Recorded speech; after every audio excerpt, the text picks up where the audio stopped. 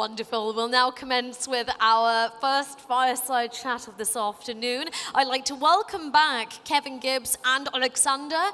They will be discussing today how mental health affects trading success. Please put your hands together, give them a warm welcome, and please enjoy the fireside chat. Hello guys, hope you are doing well. First of all, support Kevin because he did a lot of the efforts to come to the stage. He was thinking if he should come or no, so support him. Show him some love.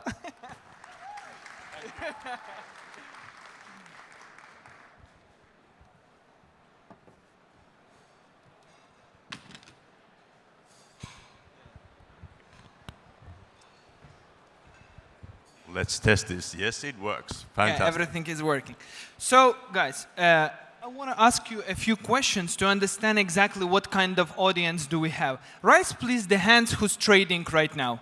Who's like active trader? Oh, good. So we have some activity. And as we will talk today about like mental health, how it's affecting our success in trading, I want to just ask you one more question. If we will compare the trading strategy and emotional part, what do you think, which part is more important in your trading success? Who thinks the trading strategy is better? Raise your hands, please. Trading strategy or mental effect? Mental part. What do you think about mental part? Yeah, good. So I just want to start, why we decide to choose this topic in general, because mostly people, when they hear trading, what they are thinking about trades, charts, numbers, trading bots, and they are forgetting that behind all of those things, even if we are talking about trading bots, there is still the human that making decisions, that's making decisions every day. So every click, this is decision. And that's why we have this kind of issue with the mental part that I feel, from my personal opinion, it's postponing us to be like successful in the trading. So today I want to talk with Mr. Kevin about this kind of topic, and we'll start from the first questions.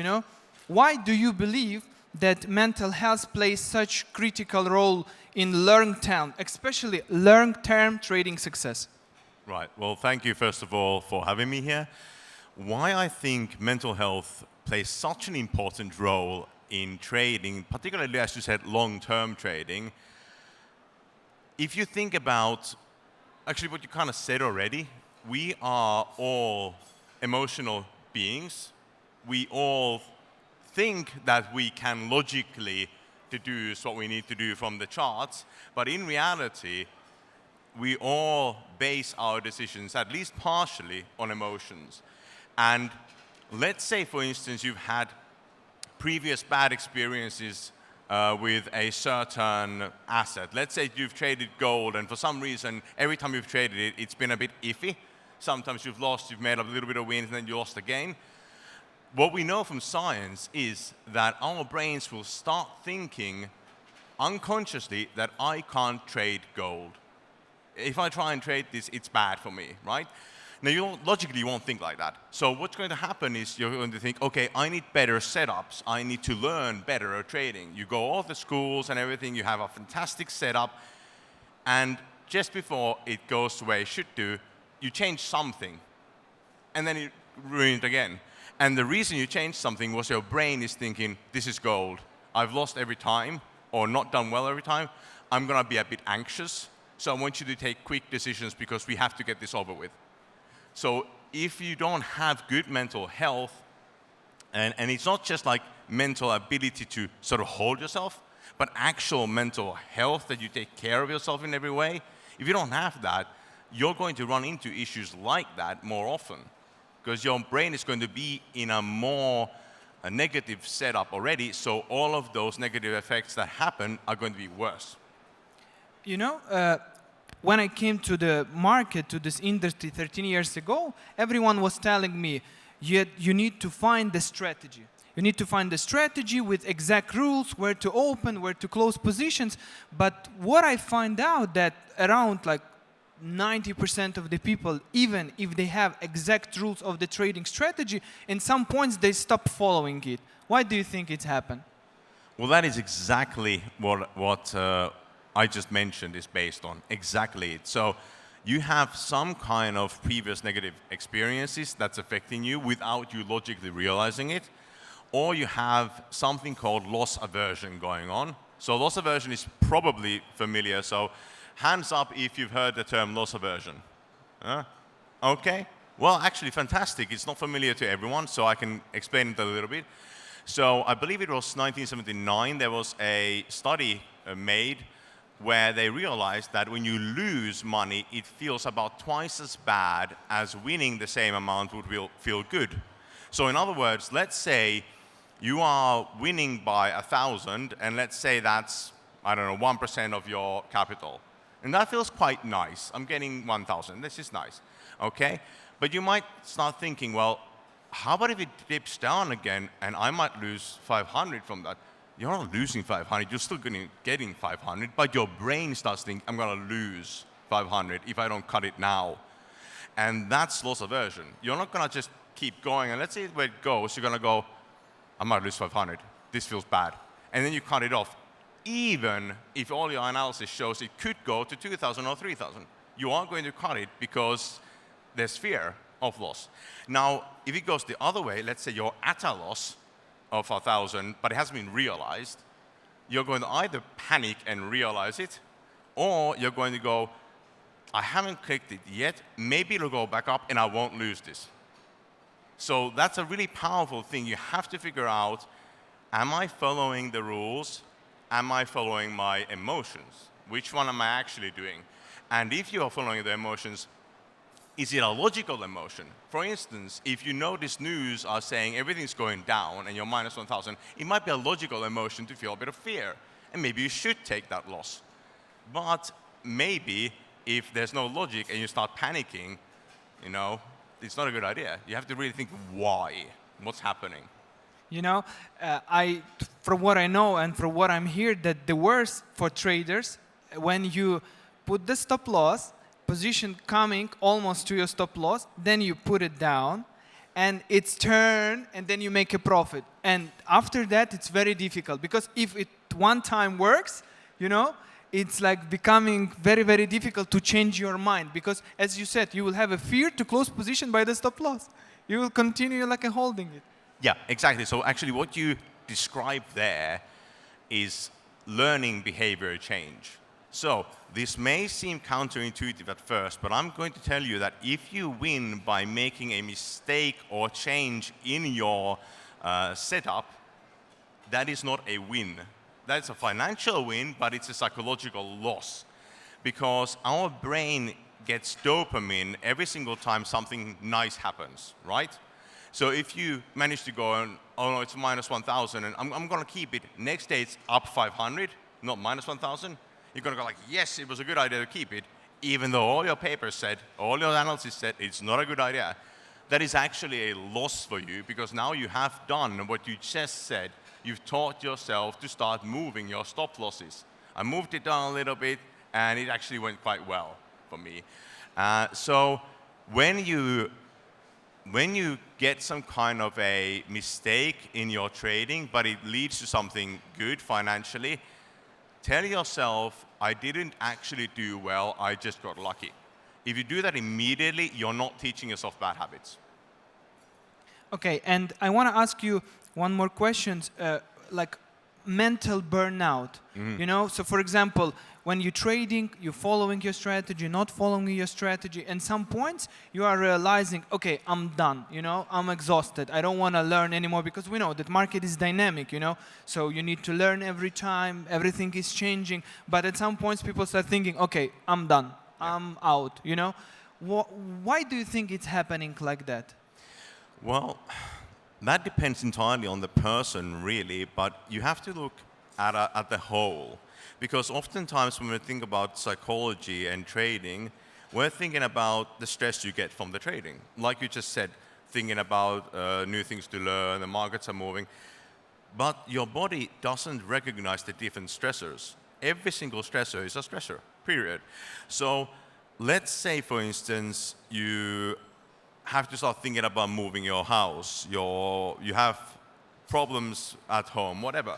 Those are stresses, right? And they will affect you. when you are stressed out, a part of your brain called the amygdala basically will flip you from neutral to fight or flight. And when you're at fight or flight, there's 3 different things you can do. You can freeze. In trading, that would be not touching anything that's going on, even if you're in a loss or win. Or it would be, I'm not going to trade at all.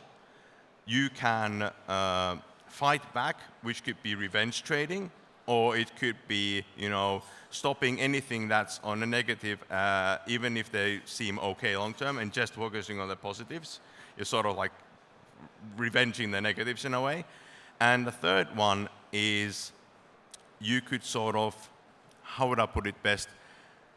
You could try to lull yourself into thinking everything is okay, even when you logically know it's not, to try and calm yourself down. And it goes so far that you don't even care anymore what's happening. You sort of like let go of every emotion, and that can be a bad thing as well. So when you have a stressful moment in your trading, you have to start thinking, what else is going on in my life? When you figure all of that out, you can think, okay, maybe I need a little bit less stresses everywhere now. Maybe I have to take like a few week break from trading, focus on my life, and get back to trading. Yes, I think it's very important point, because somewhere I read that if you are not in position, it's also position. Yeah. So it's very important just to relax, take your time, and when you will be stable, you can start trading again. But another question, I want to talk about EAs. I know that lots of the people, they are going to the trading boards, developments, buying them, renting them, because they think, okay, my problem is like emotional part, stress. So if I will choose EA, like stress point will finish. What do you think about that? Is it really like medicine? Yeah, that's a good question. Before I actually answer that, I know we already had some discussions here in the keynotes about automation. So I'm interested in knowing from all of you, how many of you use automation to any degree right now? Show of hands. Okay, very few in actual fact. Okay, this is interesting to me. I would love to know why, but of course we can't go that right now. But what I've noticed with automation is you're basically giving away your own decision power to something else, and people think that will make them less emotional. But as I already discussed earlier, if you have previous past experiences with some asset or some trading technique, even if you logically know this should work, you might start changing the EA before it does its job because you're afraid, you're anxious. So then you're not letting it do its job, and you're becoming the normal human being as you are. And you have to be able to journal about that. You have to be able to think what I did, why I did it, what's going on, and think of the AI not so much as a hands-free thing or a part of me that is non-emotional, more of a, this is going to make my trades when I'm not necessarily right there, so I can have a life outside of this trading moment, but knowing that if there is something I still need to change, I can, but normally I shouldn't touch it if everything's working fine. You know, I was in one situation when one person, he got a bot. So he was doing lots of the back test. He knew what was the drawdown, what was the profit. And he was using this bot successfully for 1 year. He was generating for him profit every month. But then suddenly, this bot started losing money, you know. And as per the logic and as per the back test, he's supposed to stop this bot and maybe to do some changes. But you know, he put for him the idea like this bot cannot fail because he was making me money past 1 year, you know. And in the end, it's like these kind of things. Okay, he was using bot automation, but then he lost because of like a mental part, and then he got the burnout. Okay, there is no system that's working in this market. Yeah, so that's actually the flip side of earlier what I was talking about, like negative experiences affecting you. That's a positive experience affecting him so much that he cannot anymore use the logic to realize that, hey, something's not working. He was too invested in it. So you're right, emotions can also sometimes be a bad thing if they're positive. And that can actually be seen also in trading. Like, I advocate really small wins often, and you pat yourself on the back like, hey, I did well with following my plan, not the wins themselves.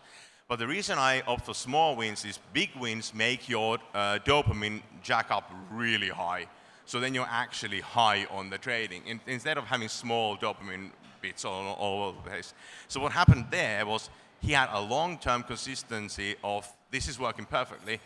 So his mind couldn't resolve the fact that all of a sudden it isn't. So it's just, emotions are a weird thing, really. A really weird thing.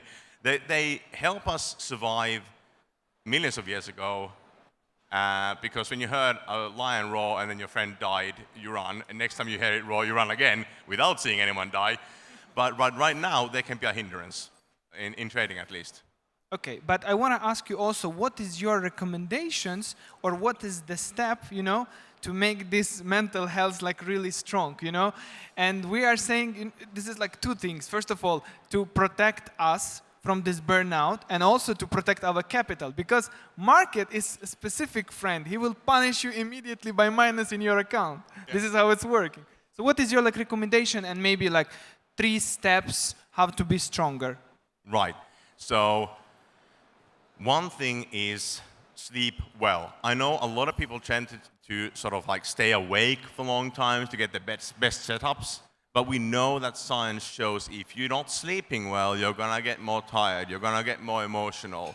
And if you don't sleep well and you get more tired and emotional, you're going to make mistakes. So, it might be a good setup now, you've traded that, but give it a few weeks of doing that, you're going to start losing money probably because you just can't focus, right?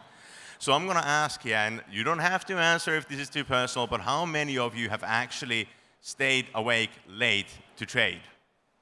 Yeah? Many. This is usual. This is what I used to do, and I started losing. Not a good idea. People love to trade. This is the point. They are enjoying. Yeah, exactly. But okay, so sleep is one.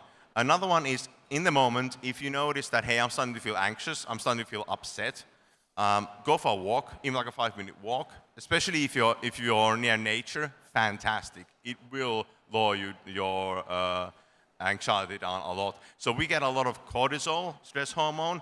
Walking increases endorphins, which are basically the opposite. So then you start calming yourself down.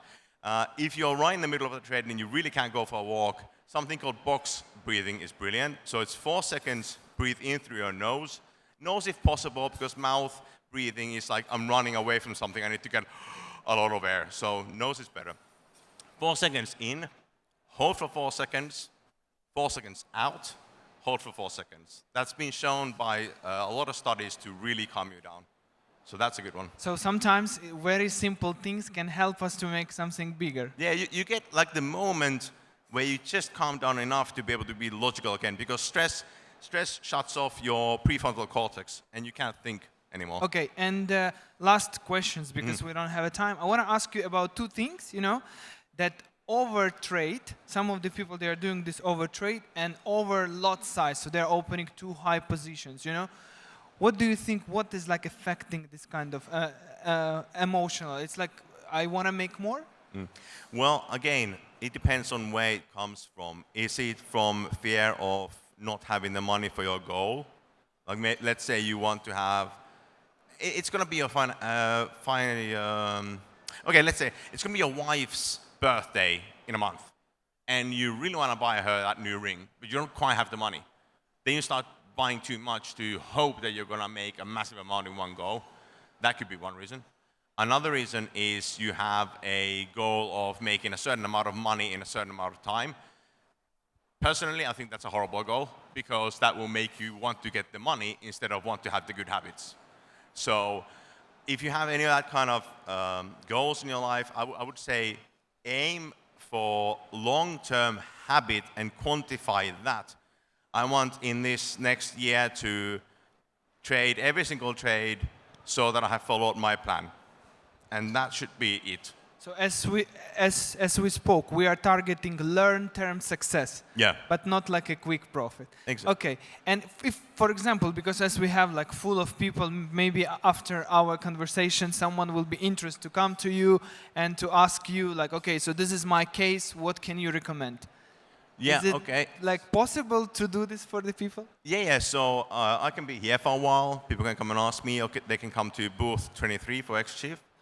And Also, anyone can contact us. We have 24/7 support. You can always ask there. It's, I believe, in 20 plus languages. And you can ask us anything you need there, talk to our support staff. And, if you think about like wanting safety, which I think is very important in trading, at xChief, we've been working on this since 2014. And for us, safety means that the clients are going to stay with us, essentially, right? Every broker wants that. Because it's always easier to keep a client than having to get new ones. We know that. You don't want to give for the client one more stress if they were thinking like broker is not good and I can lose all my money because of them. A broker has to be your friend, really, in trading, not like a stress creator. So what we've done is we got the support, and we're looking for more and more regulation. We already have several different regulators. And also, on top of that, we have like a 30% deposit insurance. So if you get that insurance, what it means is that if you lose your account, we can deposit back 30% of your original deposit. So then like even if the worst hits, you're not absolutely out of it. Thank you. Very nice information. Okay, guys, thank you very much for your time. I hope that you got a lot of interesting things. Please, Kevin. Thank you very much.